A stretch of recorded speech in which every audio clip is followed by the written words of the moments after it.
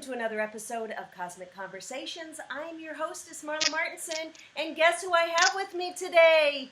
Yes, Emanuelle Mcintosh, all the way from Belgium. Hey, Emanuelle, Emma. Hey, how's it going? Awesome. I'm so happy to have you back on. I looked at the Skype connection, and it says we chatted over a year ago. So, I mean, I can't believe how fast time's gone. It has, and haven't you noticed that time seems to be moving faster than it used to? It does. What's going on with that? I don't know. The way that I'm kind of feeling it is that, energies are shifting, and when that happens, our perception of time and space also moves with that, and that's why we really have this feeling like time, the year is going faster than it used to be. Yeah, so it has something to do with that. It is. I mean, I'm going to be putting back up my Christmas decorations soon. I know. We just took it down. What happened? Like we just took it down. So you guys, if you have not seen Emanuelle before, she is a medium. She is all things spiritual and fantastic. And I put our original interview in the show notes below so that you could watch her whole life story, because we're not going to go into that. She's got a really interesting life story. And she is also one of the former mediums on that channel, Channeling Erik. And now she is doing her own thing, and she's on some other shows. And you said that Erik is still one of your guides, and that's one of the soul contracts. So tell us a little bit about guides. Today's kind of going to be Connection Spirituality 101, because so many people are awakening. They want to make that connection. They want to know how they can talk to their guides. And you said you have two angels and Erik and as your main. So tell us a little bit about your guides and how you discovered them. Well, I have a spiritual team of 3, and I think, a lot of people, I hear so many people say, well, I don't have a team because I don't hear anything, I don't feel anything, I'm not really, but I can guarantee you everybody has a team. And everybody has a council, which is spiritual entities who are kind of overseeing your journey, who are observers of your journey. They're not so much interfering. They're not so much guiding you. That's the job of your spiritual team that you've chosen, but they are observing your journey. And through that observation, spirit or God source will expand and grow and evolve. There is a difference between angels and guides. Like I said, I have 2 angels. I have Marna, who is a female entity, and I have Raphael, who's a male entity. Now, they don't really have a sex or a gender, but energy is either female or male, or it's kind of a nice 50-50 of both. Yeah. So that's why, we kind of say they're female or they're male, but really there is no gender for them. And then I have Erik, who's my guide, who was part of a contract. We are part of the same soul family, and so we've had several incarnations together. And part of his journey was to guide me through what I'm doing right now, was to really help me evolve into becoming a teacher and a healer to other people by bringing forth messages, by giving guidance. By doing the life coaching sessions that I do and the spiritual teachings that I do. So the big difference, I think, a lot of people ask me, well, what's the difference? What's the difference between a guide and what's the difference between an angel? I think the biggest difference is angels have never been incarnated. They are very high vibrating spiritual beings. They are, I always call them beings of light, because I don't see them in my mind's eye as a human form. For me, they look like very tall beings of light. There's no really any facial features that I can recognize.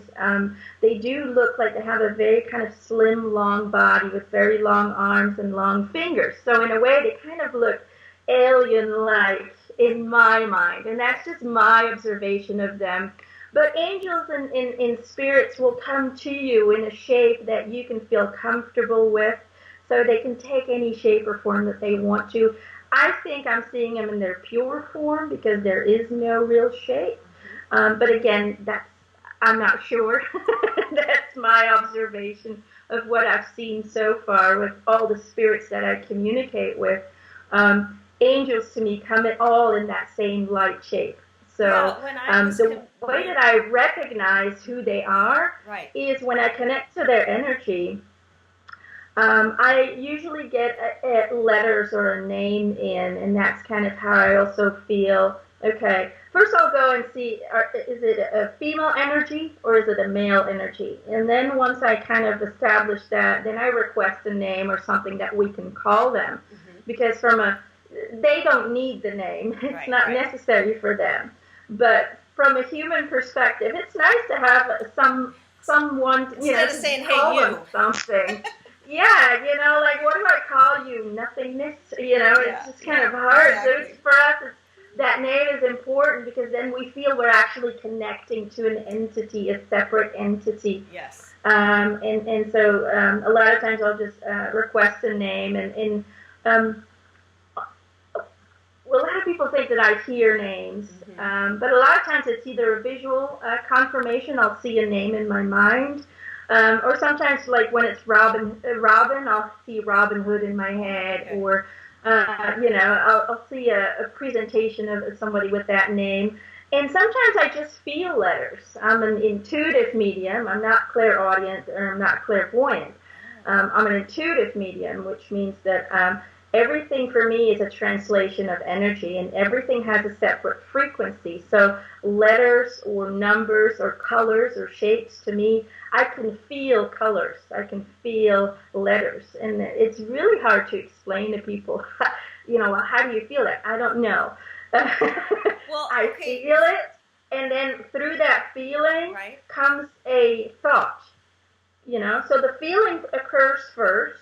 I feel a specific energy vibration, and then my body will translate that into a visualization in my mind, or just a knowing that that is a V, or that is an R, or, and then I basically just kind of write down all the letters that I feel, and that's how the names pop in. Okay, question. So when I've seen you do these amazing channeling sessions, for example, with Nostradamus, I thought that was one of the best, that I've ever seen, and the details. So I'm watching you say, oh, okay, I can't pronounce this word, but it's Notre Dame, or it's this, or, oh, he's saying, and you're giving, like a story of his life. Well, he was doing this, and he says that and that, and it's like you're hearing him tell you.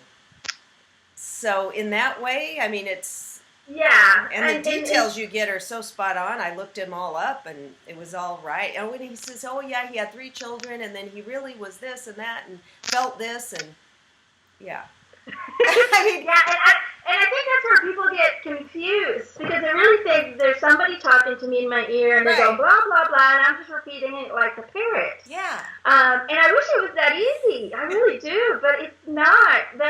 It comes so natural to me. It's really hard to explain. But literally what I do is I connect to their energy. And I think sometimes it's kind of like just a channeling, and sometimes it's a trans-channeling. They just kind of pop in and out of me. Oh. Because I've seen a lot of people, and they'll go like, oh my God, you just sounded like her. Or I'll start doing movements. I have that a lot with private readings. I'll start doing this weird twitch, or my accent will change, or I'll start saying words that I never use, and the people are just, blown away, because it almost feels like they're really talking to, they're talking to their deceased loved one, and I think, and I allow it to. I actually invite them in. I said, if you guys need to take over, that's fine, go ahead. I have no fear in regards to that. So they know that they're allowed to step in and out if they want to. And I think a lot of times that's what happens, but really what I do is I connect to the energies, but I don't think about what I say. I don't, unless they're just giving me visuals. Then I have to kind of go, what are they trying to say? But when I do these interviews, I do connect to the spirit a few days beforehand, and I will, usually during my free time in my shower or in my bed, I'll start having conversations with them, so I can get really a good feel of their energy. So my energy and their energy becomes one. We kind of blend in and out. It's hard to explain, but we kind of blend energies. We become one at that moment. And so when I do the interviews, I basically say, okay, it's up to you guys before I start. Like, Yeah, all because right, hope you guys ready. I saw on your Facebook today, you said, oh, I've been spending time with Michael Jackson, and we're going to do an interview. So you've been already spending time with his spirit. Yeah, I spend time with them because when it's a private reading, you do get some confirmation from people and go, yes, that was spot on. That's exactly how she was, or or I give them, like, I'm seeing this and that, and then they can fill in the dots sometimes if it's not clear to me.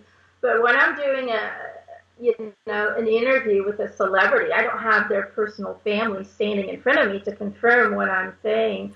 So I really have to get a close connection to them. So I try to connect to them kind of on an intimate level, really sharing my space with them. So when I do the interview, then it goes really smoothly because we have kind of joined energies in that week, and so we become one. And really what I do is I listen to the question that my co-host will ask, and I don't think about the answer. I just open my mouth. I just talk. Yeah. And so the way that Erik has explained it to me, he calls it automatic speaking. You have automatic writing. Yeah.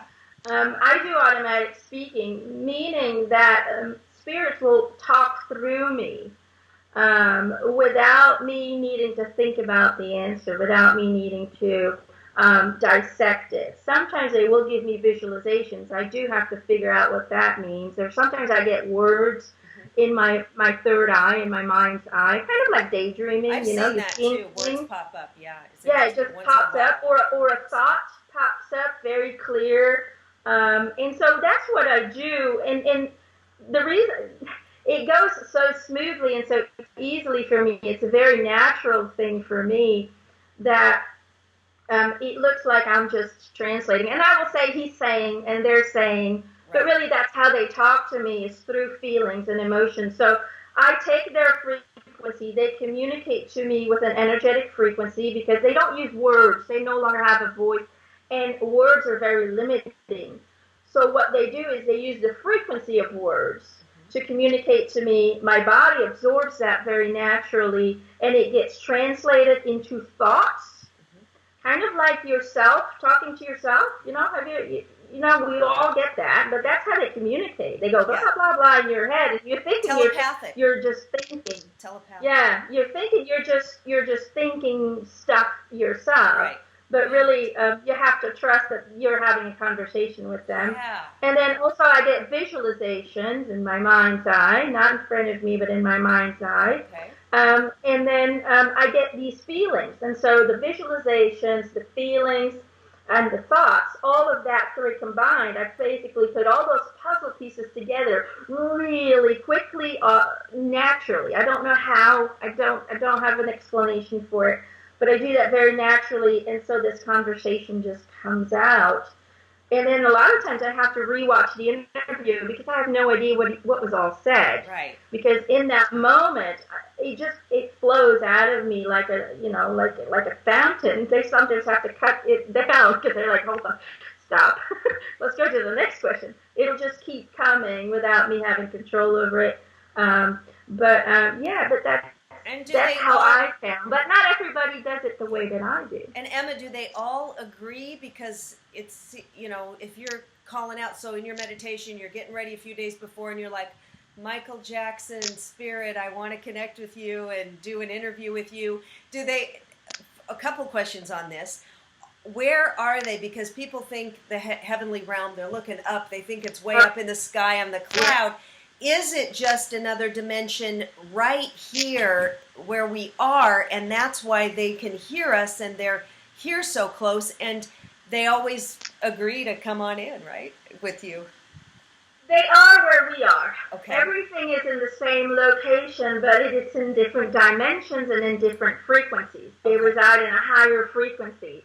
Being a human is a very low, dense frequency because we need to give the illusion of a physical touch.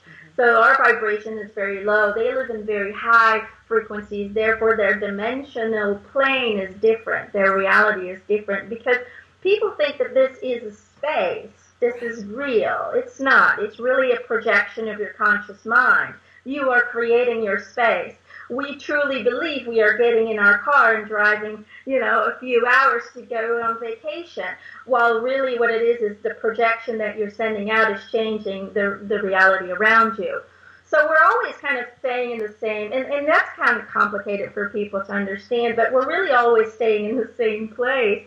And so are spirits, but because they are existing in a different frequency, it's really hard for us to communicate with them. Mm-hmm. But to get back to the question about, are they all willing to come in?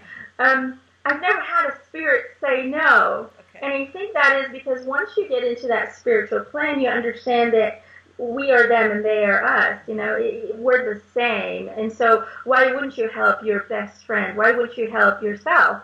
It's kind of in that aspect. But a lot of people ask me, well, how do you choose who comes in, or how do you choose the names to put on the list where people can choose from? A lot of times they invite themselves, and I will get messages in, and I will get, when Michael Jackson popped into my head, I heard him on the radio for 2 weeks. I heard at least 3 to 4 songs a day on the radio in my car. Yeah. So I knew that, he's reaching out. He wants to come in, or he has something to say. Sometimes I just get a visualization, and they'll just pop into my head, and I'll be like, "Who are you?" Sometimes I don't even know who they are. Yeah, because you don't know. You don't look familiar to me. Right. Some of these characters from our history you're not familiar with, of course. Yeah, and then I have to kind of ask for a name, or sometimes they'll show me what they did, and then I'll kind of look it up. So yeah, they're kind of coming in themselves and saying, "Oh, sure, I'd love to do this." And then I basically put it on my Facebook group, my Rolling With Emma Facebook group. I give people 5 names, and I allow faith to be, to choose the person who's going to come in, right. And that's kind of how it works. That's awesome. And what I love about it is we find out, because there's so many mysteries. We don't know exactly what happened with Marilyn Monroe, or who was really at fault with Michael Jackson's death, or different, things like that. So you can find out. They can tell you what happened. Were they murdered? Was it an accident? All of this, which I love. I can try, and there are certain questions that when I usually just kind of collect the questions like the day itself when I'm doing the interview, because then I still have to send them to my co-host, because right. It is my show. It's called Messages from Beyond, but I've selected some co-hosts. It's just a lot of fun if you can do it with 2 people, because they get an insight too, and they get to put in some questions, and sometimes I do have spirits where the questions that are coming in for people, where they kind of go, no, I don't want to answer that, because that would bring harm to my family or my child, or that would not be good for their evolution, for their development, or it's in conflict with their family's contract. So I do have to kind of select the questions where they feel comfortable communicating about. But it doesn't happen a lot where there's a lot of questions where they go no. Were you the one but it does happen. Were you the one on Channeling Erik that channeled Jack the Ripper, or was that Jamie? Oh no, that was Jamie. Yeah, that was Jamie. Yeah, that was Jamie. That's right. Yeah, that was a good one. Yeah, that was a good one, and I mean, there's so many. Somebody channeled Hitler, and it was very interesting. Now, I have a question about Erik. So I often wonder, why is it that Erik? So, for example, my brother passed away in 2004, and I've had a lot of people pass away. And why is it that Erik can come down? I think your father, too, but he just popped into my head and went, tell her I love her. My father?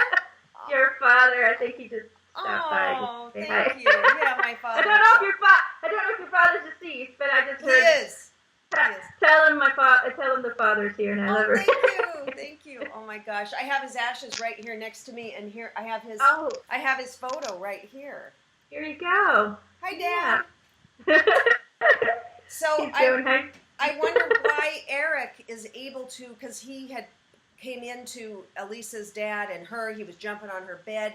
He comes to people from the blog. He shows up, and one time, this was so funny. I think when you and I spoke a year ago, I had told you that, because I was kind of trying to communicate to him too, because I was a fan of you and the other, the whole Channeling Erik, and our smoke alarm went off, beep, beep, and then you told me he liked to do that, and there was no smoke, we weren't cooking, nothing, and it wasn't like the chirps like it needs a new battery, it was literally, it went off, and I'm like, Eric, and he's confirming that. Oh, he does that all the time. Yeah. He does it to me too, and the thing is, when it comes to my personal life, I never get any answers.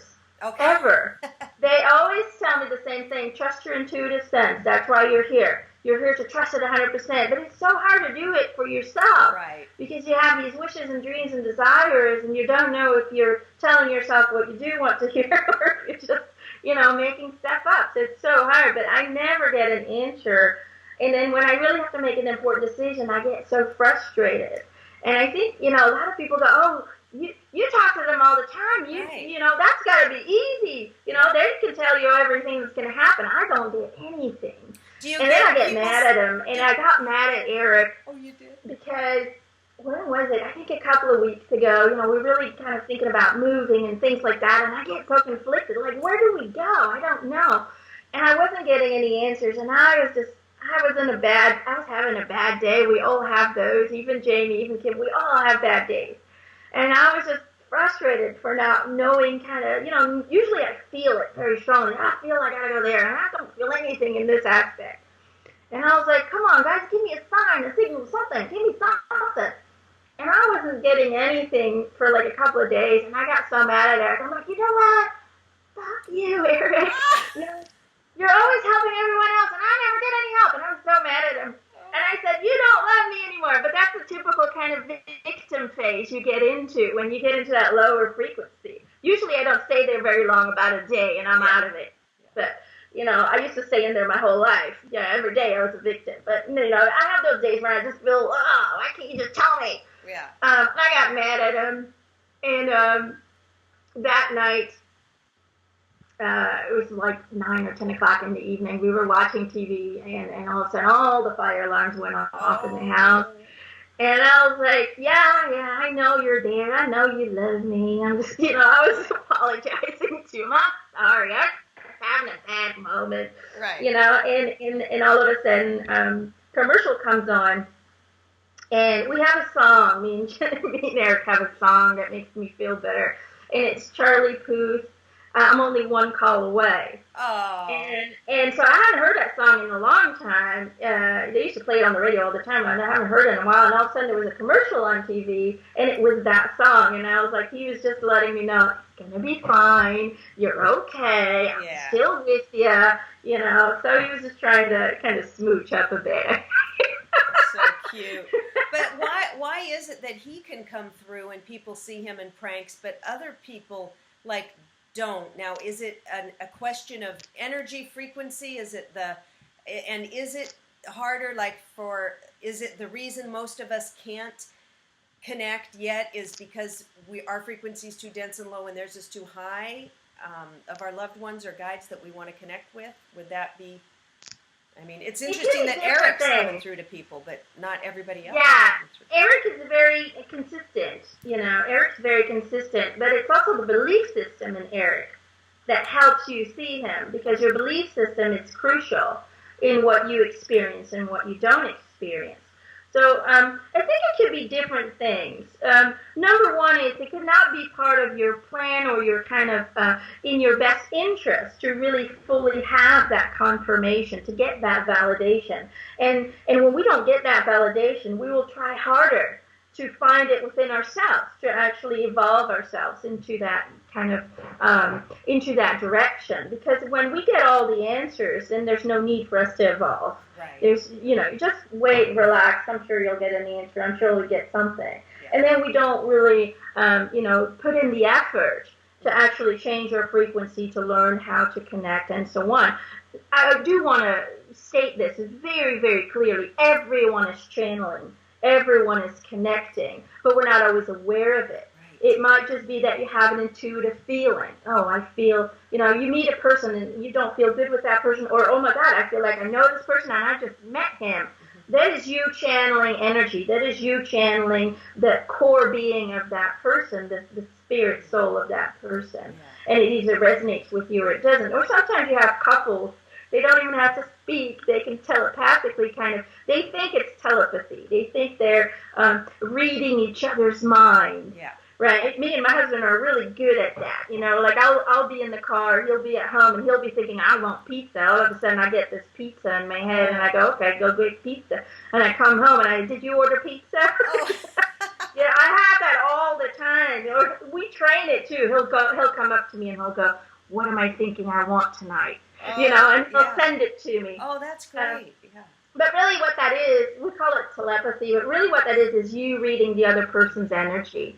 And that is channeling, So we do it all the time, but we're not always aware of it. But yes, so one, it could be that it's just not part of your journey. It could be that, it might hinder you in what you desire to experience. And yes, we have free will. We can change that. But in order to change it, you also have to know what your path is. Yeah. You also have to know what your contract is so you can change it.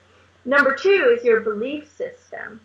If you're constantly disappointed that you're not getting confirmation in the form or the shape that you want to see it, then what you're doing is, number 1, you're putting on restrictions. You're putting on walls around what you want, and then you're not going to get it because you're afraid it's not going to happen in that way or form. And so you are already blocking that connection right there. Or if you believe that you have to have special abilities or special powers, or you need to be born with this ability in order to do it, then you're telling yourself it's not possible for you, and you will create that in your universe. So become very mindful of your mindset, how you see it. And my advice is don't put any restrictions on it. Don't put any limitations on it. Just say, communicate to me in whatever form or shape that might be, and keep an open mind to it. That might just be a song on the radio. That might just be a feeling when you look at something. You see a name on a cereal box, and something hits with that name. That might be a message right there. It might just be a thought. It might be a daydream that you're having. They communicate in so many different colors, forms, and shapes, but know and understand that they're always communicating, always. Even if you think that you're thinking, even if you think that's a thought of mine, know that that's how they communicate through you. If it's a fearful thought, a lot of people say, well, how do you distinguish their communications through thought with yours? Right. I can guarantee you, if it's a fearful thought, it's not going to be them. Because fear is not part of their existence. It's not part of their reality. And it's always going to be, hopeful, messages, or it's going to be, a dream that you want to see accomplished, and you start seeing yourself doing it. Yeah. That might be them saying, you can do this. You're going to do this. So the easiest way to distinguish the two is look at the thought. Is it inflamed with fearfulness? Or is it a pure, kind of very happy thought? And that's kind of how you can distinguish. Well, I have a good example the other day. So I was driving in my car, and I was going to go to Trader Joe's, and I'm like, why did I pick 5:30 to go? Because the traffic was terrible. I missed the turn. I had to go farther and turn down this street, and then there's so many cars that I had to try to turn around again.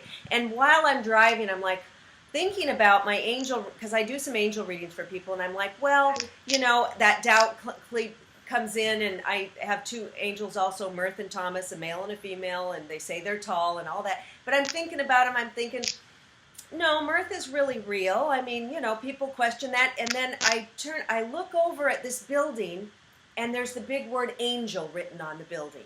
I mean, I was like, okay, thanks, Mirth. That, it was like, why, how would that happen? So, yes, I knew that was a confirmation right there. Okay, now, quick.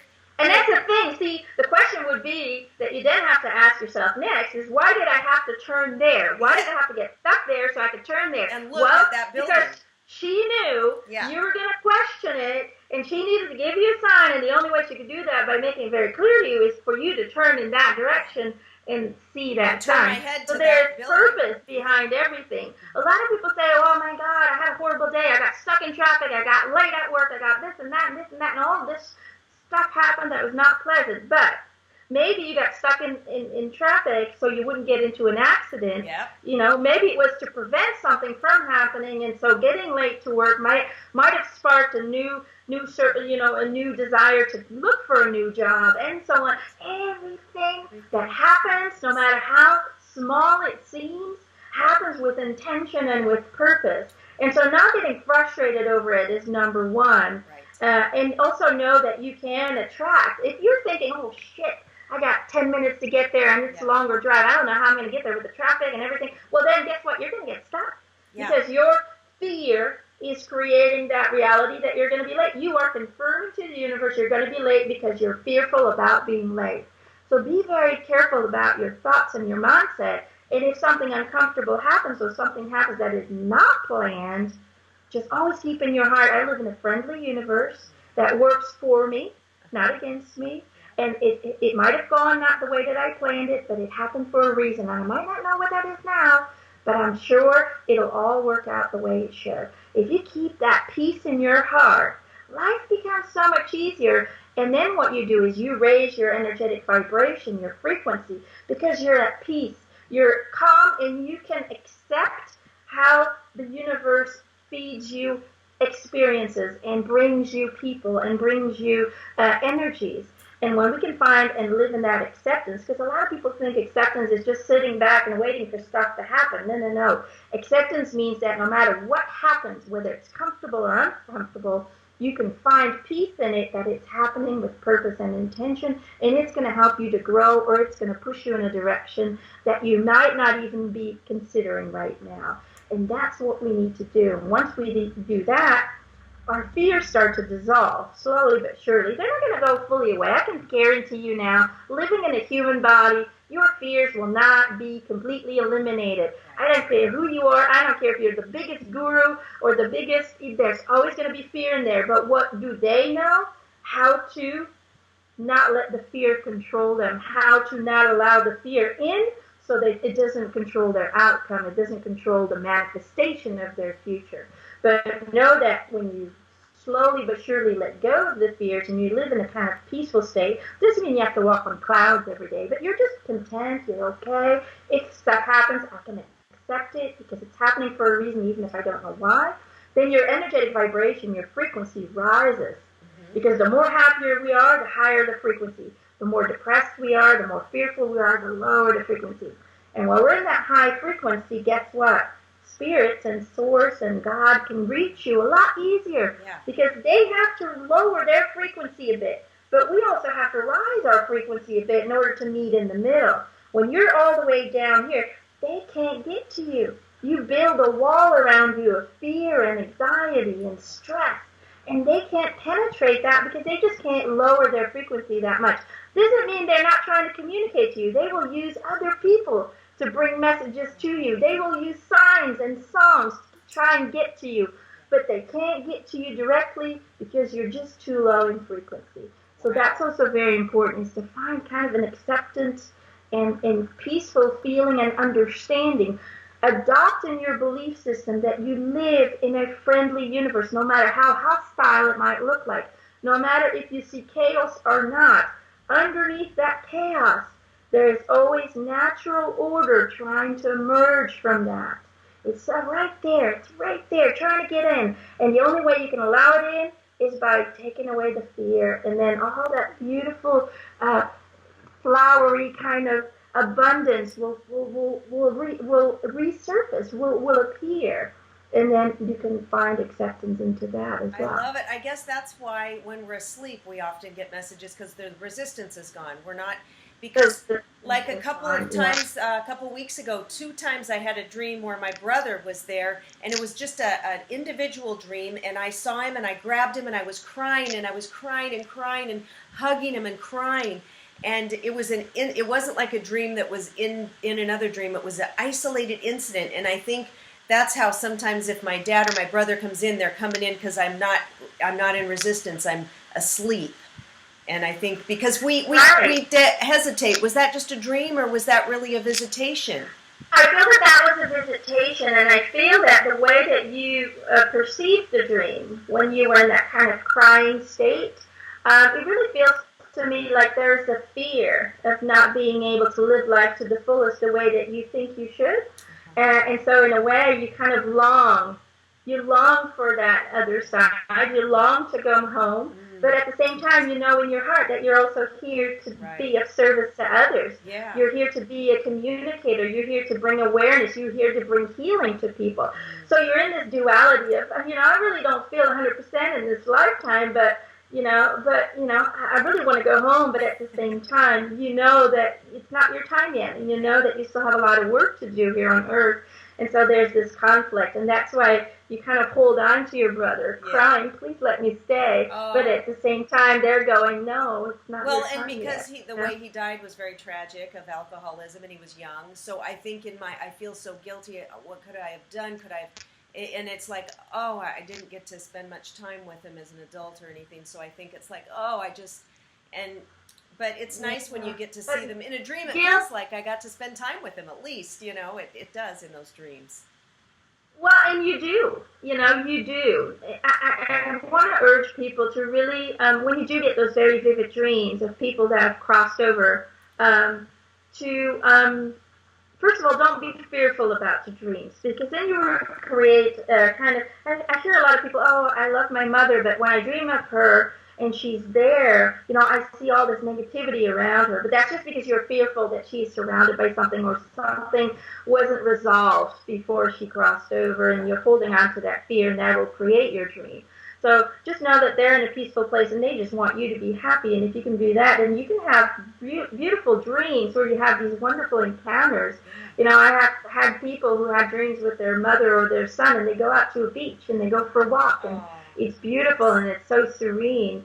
So know that they do communicate to you through your dream state. Why? Because we are attached to our body with this kind of invisible energetic cord. Yeah. And so when we do go into a sleep state, not the REM state. The REM is still your mind who's very active and will express dreams of fear or just kind of what's going on in your life, what you're hoping, what you're fearful of, and it'll just project that.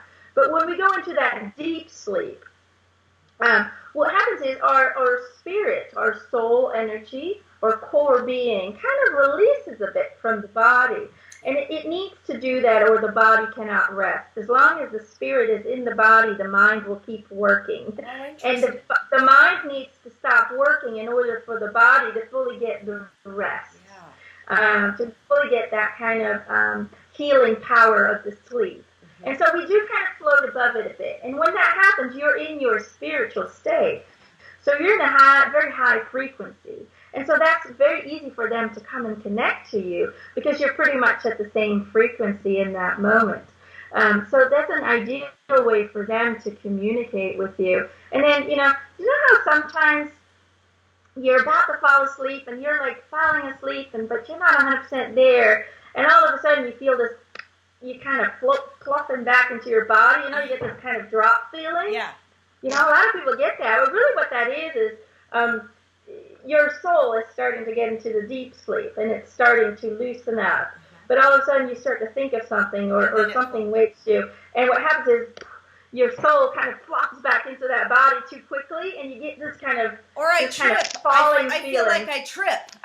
Yeah. It's like a falling feeling, And that's really what that is. It's just you going back into the body a little bit too quick than you should. I've had times when I'm laying in bed and I feel myself floating above my body and my legs are going like this. I have felt that before. I'm like, whoa. That's cool.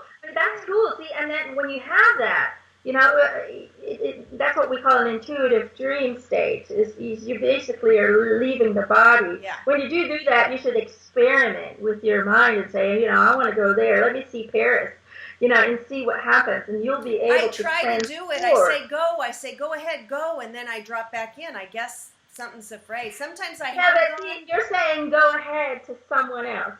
To myself. Yeah, to my spirit. Yeah, don't do that. Just say, I'm going. Oh, I'm going. Okay. Yeah, just say I'm going, or I'm saying I'm in Paris. Oh, all right. It's a knowing. When you say go ahead, you're giving someone else permission to take you. Okay. But it's you having to take yourself there. And so you have to be very careful with your thoughts. Make sure it's the right thought form. Interesting. All right, good. Okay, well, question, because this is a question that comes up a lot. If I've done videos with other people, and my friend Karen Dahlman, and we'll connect on the talking board too, spirits and stuff. And the question, humans love to go right to the negative. But how do you really know it's an angel? Isn't it a demon pretending to be angels? And then they'll write Bible quotes, but it can't be an angel. You can't be talking to spirits. It's all demons pretending. And I'm just like, well, for years, I've only had good, beautiful messages, wouldn't they? But they're trying to gain your trust. And then one time they're going to take you over once they've got it, And I'm like, oh, come on. So let's put that to rest right now. Well, let me tell you this. I've been connecting to spirits, not always consciously, but I've been connecting to them since I was born. I've never encountered an evil, dark spirit. Now, I'm not saying they're not out there. Yeah. But this is how I see it. Every spirit has light inside of them, and sometimes they might get stuck. I do clearing of houses. I have had several encounters with entities who were afraid to cross over, who just figured, I'm just going to stay here where it's comfortable because I don't know what's going to be out there for me. But I never encountered a spirit that was very negative to me, or that latched on to me, or that anything like that. But let me explain this. Your reality as you experience it is founded by your belief system. So if you truly believe in the devil, and if you truly believe in demonic entities that can suck the life out of you, then you will, first of all, attract that because you're afraid of it. Whatever you're afraid of, you create. Mm-hmm. So fear is never a good thing because it's one of the biggest creators that we have. It's a very powerful mental unit of energy. So know that if you're afraid of it, you might attract it, you might create it. And I'm saying attract, but really what you're doing is you're creating it into your reality, because everyone lives in their own universe, because the reality that we experience comes from our thoughts and our feelings. And so if you believe in negative entities, then you will experience that. Why? Because you're afraid of experiencing it. So you will manifest it by using the law of attraction, and you will create that into your experience. See, the universe, God's source, doesn't know what you want to experience or what you don't want to experience, but it just gives you what you want. That's how good the universe is. It always provides you what you want, and it bases what you want on what you're constantly sending out. And if you're constantly afraid of that, then the universe thinks that's what you want to experience, so you will receive that. So if it's in your core being, like it is for me, it doesn't even come up in my mind. I know people experience it, and it's very real and it's very intense. But if it's not part of your reality, if it's not part of your conscious belief system, then you won't experience that. See, I have no fear. A lot of people say, oh, you let spirits into your body? What if they do something to it? Right. I have a belief system, and I have boundaries set up for myself. Every spirit knows that if you come in, you better leave my body the way it is, or even better. Right. Leave it in better shape. I'm good with that. Just don't make it worse. Otherwise, you will no longer be allowed in. It's kind of part of my belief system that all spirits that work with me have the highest intention and the highest purpose for me. And so I don't really have experiences with that because it's just not part of my reality. Yes. So know and understand that everything you create in your reality, everything you experience, really comes from you. It doesn't, we have a collective. Mm-hmm. We have a collective consciousness, And that collective consciousness is usually controlled by a lot of factors. The news, all the things that they want to show us to control us with fear, because they need people to be fearful. Yes. In order for us to actually do exactly what they want us to do. Yeah. So if you kind of step out of that, and I'm not saying turning your back to what's bad, and I'm not saying ignoring what is there, but I'm saying teaching or choosing to see the positive in people, choosing to see beauty in life, choosing to see love, then you will create more of that into the collective as well, not only in your own universe, in your own reality, but that energy affects all of us. Yes. Your thoughts affect every person that's present on this planet. And so when we focus on what we do want, right, and not on what we don't want, then guess what? All of that negative stuff won't be able to exist in a positive, high vibrating society anymore. It won't be part of our reality anymore, and it will resolve itself.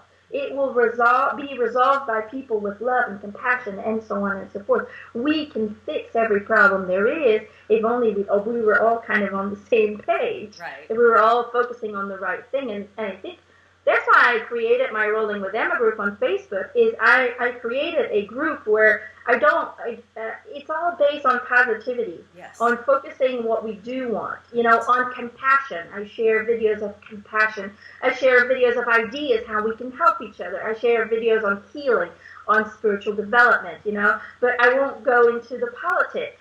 For me, politics, I stay out of that because it's so negative and it's so controlling and it's so manipulative. I don't like to have that into my reality. Yes, I have to vote in Belgium. It's obligated to vote. Right. But I just choose with my heart. I'm like, I don't know any of you, but I feel you. Right. And that's what I do. I go with my instincts, and that's really the reality. But I don't focus on who's right and who's wrong. Guess what? Nobody's right and nobody's wrong. Everybody's right in their own universe. That's just the reality. Everything you see on the news will be manipulated. Don't watch the news. Create this hate, right, to create hate and to create separation, yes, and to create this competitiveness. And it's really not necessary. We all want to or at least most people just want what's best for everyone and wants to live comfortably and happy and get opportunities to grow and to experience. And let's focus on that instead of this rivalry that goes on between all of these parties. Here we have like 20 parties. It's a mess. Yeah, we've just got you guys have two.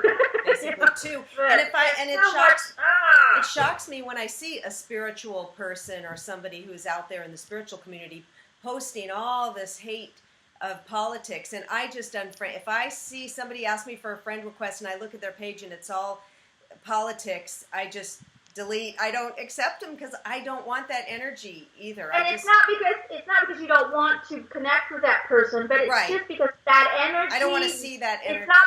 You don't want that part of your reality. You want to feel good about life, and you want to be able to, to transcend who you are now and really move up into that kind of higher frequency, so you can experience abundance and joy and health. And all the things that you want to experience. And by focusing on the negative, I can guarantee you that's just not how it is. A lot of people say, well, how come some people can channel really good and some people can't? Well, yeah, we have been through hell and back. We have gone through things, but we no longer choose to reside in that negativity. And it is a choice. It is a choice you choose where you put your focus on. And in order to have that 100% clear channel, you really have to be in a good place with yourself, with your environment, and you really have to be okay with yourself. You have to have that self-love.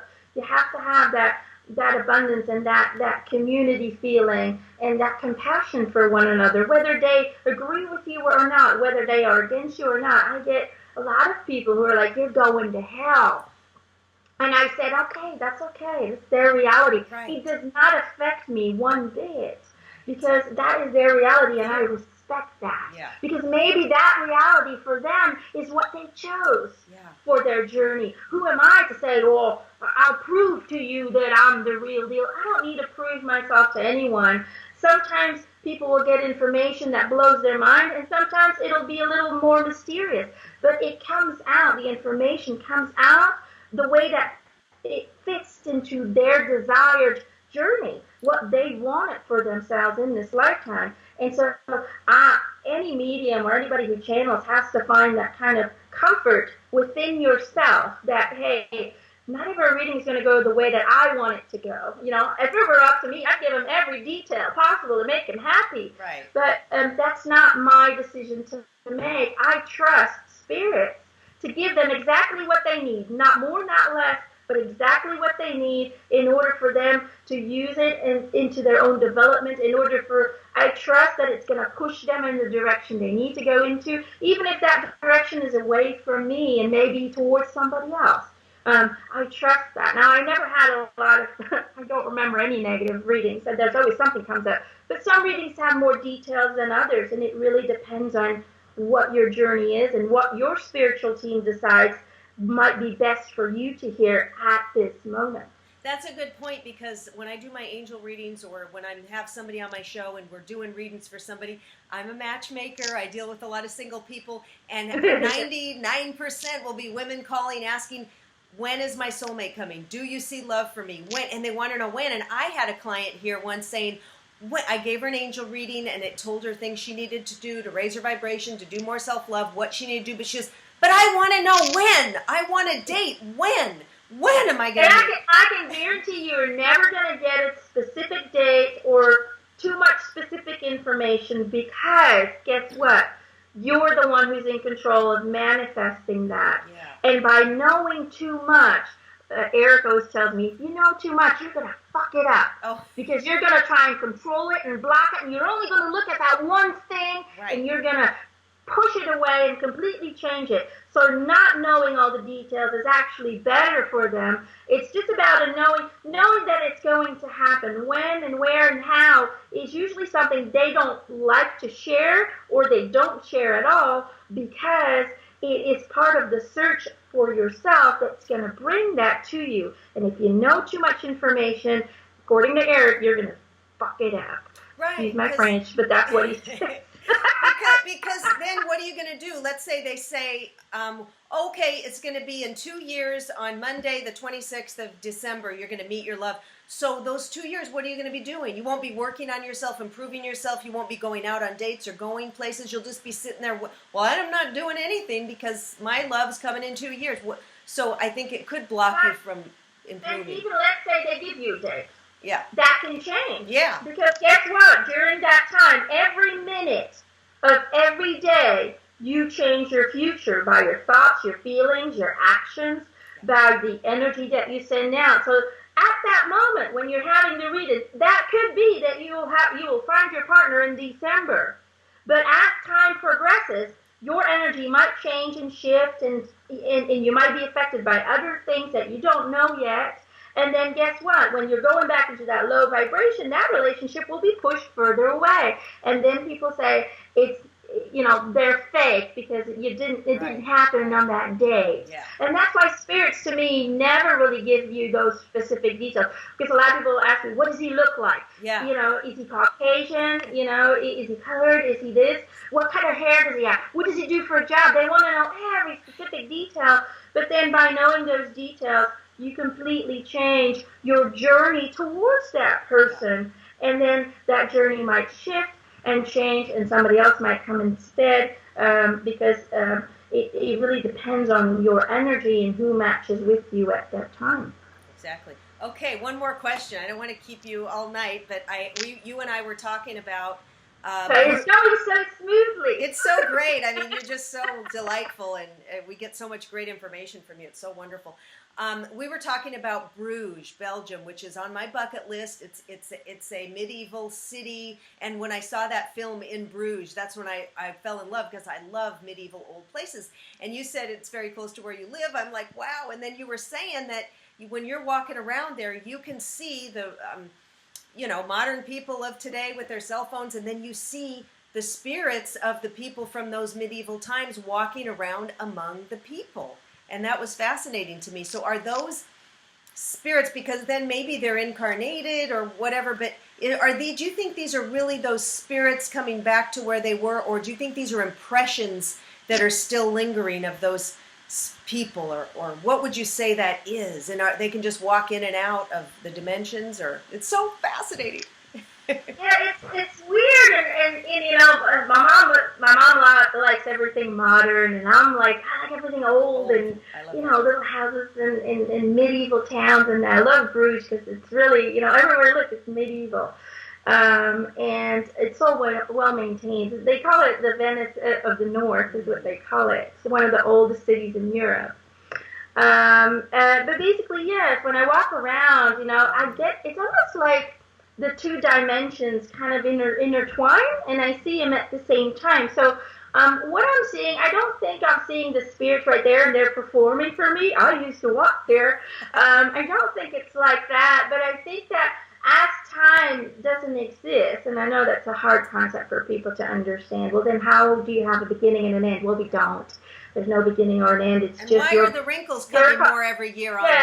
Well, because your mind is telling you you're getting older, and so you are creating that into your mind. Okay. And so that's what you'll project. Yeah. As a baby, we have to grow. That's what people tell us. So we're constantly reinventing our body with every image. You have to see your mind as like a projector, a movie projector, right? When we look at a movie, we have the illusion of time and space. Right? Oh, they're moving through stuff. It's, day comes, it's nighttime again, whatever. We have the illusion of that. But what really is, if you look at when you look at the film, it's just one picture after another. Right? And it's all simultaneously. Yeah. It's all in one roll at the same time in the same place. Right. But still, when we put it on a little monitor, it'll give the illusion of time and space and all that. And that's really what our life is. It's one picture frame per second, and our conscious mind projects that like a projector, and it plays it after one another, and that's what creates space and space. When I go to a medieval town, what happens is I'm not just in touch with my own reality, but I also become in tune with certain other realities, and they kind of blend together, and that's kind of how I feel like. There's I see these people with these wooden shoes and these kind of raggedy old clothes, and they're kind of dirty usually when I see them. They're not the very cleanest of people, and I just see them walking around with I saw one that was on. There was a dog pulling a little cart, and he had milk bottles on it, and he was just he was sitting on it, and this big dog was carrying this milk cart and the thing, and I could see that happening between people with like cell phones that are snapping pictures. So I think it's different dimensions who kind of overlap, because I love that kind of time frame, and I think because I love it, I connect to it very easily. And are they solid? Do they look like a solid person? And are they, when they're walking around with these people, do they go through people? They don't look like a solid person. The people I see in my reality are very, very solid, very real. The people that I see are kind of a little bit transparent. I can see the details. I can see their faces, what they wore, the little buttons on their shirt, but it's a little bit more transparent. So I can tell the difference between the two different time frames or the two different dimensions that are happening, because it's still, it's all happening at once. So yeah, you're not going to walk up and say, "Hey, can I buy a bottle of milk from you from your cart?" No, I know. I mean, I could probably connect to him through my mind. Cool. But I just like to observe, and I like to walk around, because if I'm starting to talk to nothingness, I might get arrested. Like, this person needs to be admitted. But I don't know. It's just for me fun, and sometimes they're just feelings. I don't always see people, but sometimes we walk into a building and I feel like, oh my God, something really bad happened here. I can feel it, or something very positive happened. So, sometimes they're just feelings, sometimes they're visualizations. And again, I don't see them with my eyes. I see it in my mind's eye. So it's almost like a daydream that combines with the reality of what I'm seeing right now. So it's hard to explain, but it's a lot of fun, I think, because, I can go to a place and all of a sudden there's nobody there, but I see people walking around. It's just a lot of fun. It's like when I go to funerals, too. For me, I don't like funerals because it's really hard, because I see everybody cry and I'm just sitting there talking to this deceased person in my mind, and they're making jokes.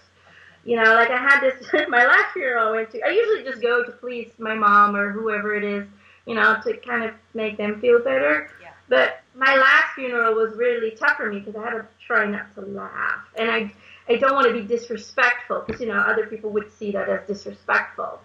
But there was a friend of mine, she used to, always do, or she would shorten my pants. I'm a very short lady, so all my pants need to be like hemmed at the bottom. And she always did that for us, and she was so sweet, and she had a heart of gold, a really cuddly bear lady, very much compassionate, and she had cancer, and she struggled with it for like 10 years. It was, off and on, and she finally decided to go home, and I don't blame her. It was tough on her. So I was sitting next to my mom, next to my aunt, in the church, and here a lot of times it's this very Catholic kind of ceremony where they talk Latin and nobody understands a word of what they're saying, and then they start to sing, and I was okay. He was just talking, and I was like, okay. I could feel her; she was around me, but she wasn't speaking yet. And all of a sudden, he starts to sing in loud. I was like, oh my God. And I hear in my mind, she goes, oh my God, they should have auditions before they allow these people to become priests. He should never go to The Voice because he would just get canned like there's no tomorrow. And she was just making fun of him singing. And she was just bawling it out, laughing. And I could hear her laugh in my mind. And I was just going, I was just trying not to laugh.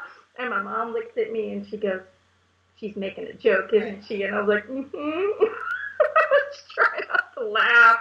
But she was just commenting on this priest the whole time. I was like, oh my God, they're so freaking boring. And she was like that. She was always joking around, and she was a very funny lady. And it was just a lot of fun. But, for me, it's hard. It's hard because everybody's, crying and sad, and I'm just trying not to giggle. Aww. So I try to stay away from funerals. So it sounds like your parents are on board with what you do. Are they intuitive, or was it hard for them at first and said, what are you talking about, or how did No. See, my parents, despite all the struggles that they've been through, they haven't had an easy life, and they've always been very open to the spiritual.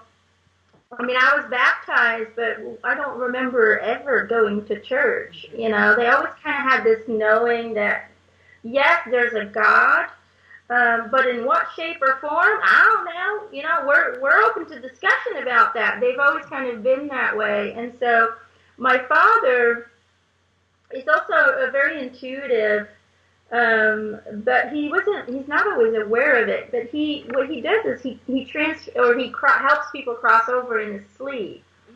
And so we found that out because he always had very intense dreams. My mom said we would scream and very intense dreams, and we thought he was just a big dreamer. But that one time, my husband Jared was in Iraq, and he just lost his friend into IED explosion. And so all communication stopped. They stopped the communication so the military can inform the families first before somebody else spits it out. And so I was a little worried. I was worried about Gerald because, oh my God, I didn't know that happened, and I couldn't reach him. And I was like, oh my God, something happened. And so that night, my father got a dream, and he said, this funny little dude came to me in a military outfit, and he had a round face, short hair, he had round glasses and blue eyes, and he said his name was Ramsey, and he told me to tell you everything's going to be fine. Wow. And so my dad expressed his dream to me, and I was like, well, okay. And so after a week, Gerald came back on, and he said my best friend died, and he showed me a picture, and it was exactly the way my father had described him. Yeah.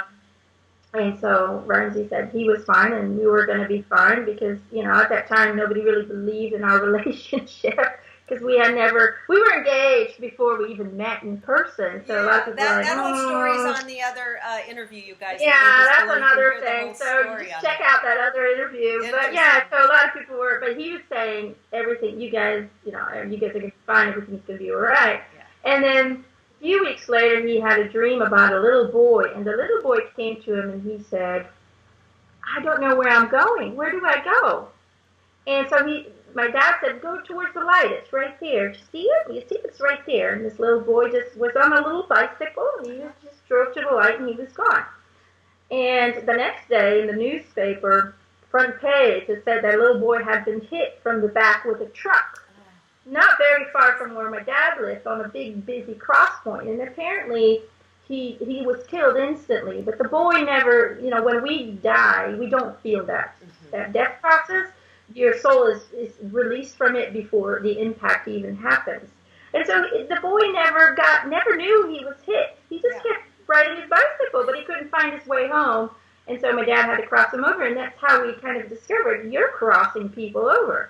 And so now he has stories all the time. I had this lady. But he doesn't really do, he just allows it to happen because it just happens in his dreams, so he has no control over it. Right. And, I was very lucky. I'm very fortunate that I have parents who don't go, oh my God, you're crazy. Right. Yeah. Well, but everybody does. I do have family members that are kind of like, okay, and they're like, well, as long as you don't talk about it when I'm around, then I'm fine with it. Just don't talk about it. So I do have that, but that's okay. I respect that not everybody is ready for that, and so I do find acceptance, and again, I'm going to repeat that again. When you know what you believe and you know what you experience, there should never be a need to prove yourself to others. Even if you feel that, and if you do feel that, then you have to stop and think with yourself, like, why do I need the approval? Right. Why do I need to convince others? And a lot of times the answer to that is because you're not fully convinced of your own abilities. Right. You're not fully convinced of what's happening with you. So that's a good sign that we need to work on self-confidence and self-confirmation within ourselves, within our feelings and our love for ourselves. So anyway, just want to let that in there. That's a wonderful place to end. Now let people know how they can work with you and what you're doing, and if you have any openings. I know you do personal readings. You usually have a long waiting list. Yeah. Well, I usually have about a year waiting list. Well, if I would continue to accept people, I'd probably have about 5 years waiting list. So what I do now is I do it per 4 months, every 4 months. So right now I'm fully booked until May of next year. But I will reopen my scheduling on April 22nd. Then you can send me an email via my website, EmanuelleMcintosh.com. And or just Emanuelle-Mcintosh@hotmail.com if you want to use that one. And then I try and get in as many people as I can. I reopened my schedule in September of this year, and I was fully booked for all the way till May in about 10 minutes. So 10 minutes. How many? How many readings do you do? Do you do it every day? Do you have 5 days? I'm just curious on what your schedule looks like as a professional full-time medium. I do it every day. I can do a maximum of 3 readings, and then I also add life coachings to that day. So the reason I only do 3 readings because my energy level has to get to such a high level in order to get that clear connection that it's not natural to the human body to stay in that higher frequency. And so it becomes, for me, very draining and very exhausting because your body is at a low frequency and you have to lift your spiritual body, your energetic body, to a high frequency. And so the body and the spiritual body kind of disconnect for a while, and that is very draining physically. Right. And so that's really why I can only do 3 a day. But I do it 5 days a week. As much as I can. But like I said, I also have an Ask Emma column thing where on the 1st of every month at 7 p.m. Belgian time, I reopen the purchase button for it, and then you can ask me one question. It's 10 euros, which is about $12, I think, depending on the exchange rate. And then I will answer your question at the end of that month via a YouTube video, or if it's requested by email. If it's too private, then I can try and do that as well. And then I have a YouTube channel where I have my own show. So I have kind of 3 categories. I have Messages from Beyond, which is where I channel celebrities. But then I also kind of during my days, I sometimes receive messages for people, random messages that I don't know who it's for or where they come from, but I just write them down in a little booklet, and when I have enough, then I will share them, and I hope that they reach the people that they're for. So you can find that on the Messages of Beyond category. And then I have a Rolling with Emma where I talk about spiritual teachings or understanding things. Or I do interviews with people who do EFT, who can tell us more about energy healing, who can tell us more about narcotics. And the last one I did was with hyperbaric chambers, about oxygen therapy. Well, so Michael Jackson can tell you about that, right? When you're talking. Yep, absolutely. So, and then we talk a little bit about him in that video. So, and it's just interesting because you hear people who are doing this every day. It's their job, and they can give us a little bit more perspective. And then Eric and my guides come in, and they'll tell us their perspective, and then I see how other people respond to it. I'm trying to think. I'm doing a lot of things, so sometimes I get confused. I do also provide classes on learnitlive.com. If you just type in my name, then I have classes on mediumship. I have a really interesting 6-course class now that's all about finding and discovering and manifesting your true life path. But really what it is me taking you on the different spiritual levels of evolution and really going into detail. The first one is victim consciousness, then we move into manifestor consciousness, then we go into channel consciousness, and the last step is being consciousness. And I really go into detail. How do we get out of victim consciousness? What starts it? What creates it? What are the results of that? And how can we release that and really become a manifestor in our lifetime? So those are the first classes. And it's really detailed, and I give you homework to do for about a month, and you have to follow those steps and really go one class at a time. Of course, don't skip any steps, otherwise you're not going to get that, the results that you want. So that's learnit.com. It's on learnitlive.com. Oh, are these are live classes, Emma, or are these recorded that you've uploaded? You can see them live, but they are also recorded after the live session. They have been recorded. Okay. And then you can basically revisit them or watch them at whatever time is convenient for you. If you purchase it once, you can review it over and over and over and over and over and over again as many times as you want until you really get the hang of it, of what we're saying. And I've seen wonderful reviews from people who are saying, oh my God, things are changing. I can feel it. I can see it in my reality.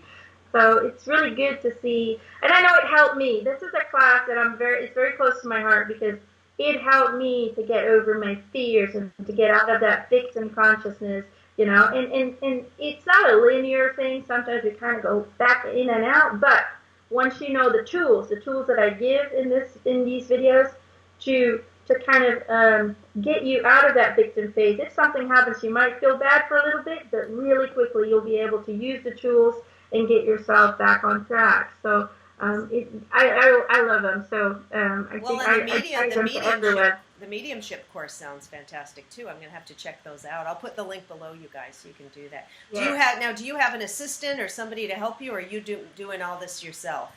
I do everything on my own. I do have 2 lovely assistants to help me with the questions when I do the celebrity interviews. I work with Carrie Walker, who's known from the Joy Wright Show, and then I have my very good friend Pam Roadnight, who is also a life coach, and a healer, energetic healer. So they're both really great, fun people to just have fun with, and they do a great job with the questions. I've seen it, because you can't really just get on there and say, okay, I'm just going to start channeling. It's good to have somebody ask you the questions, then you can... It's good to have this kind of, and what I like about them is that they kind of, they see things too while we're communicating. Oh, okay.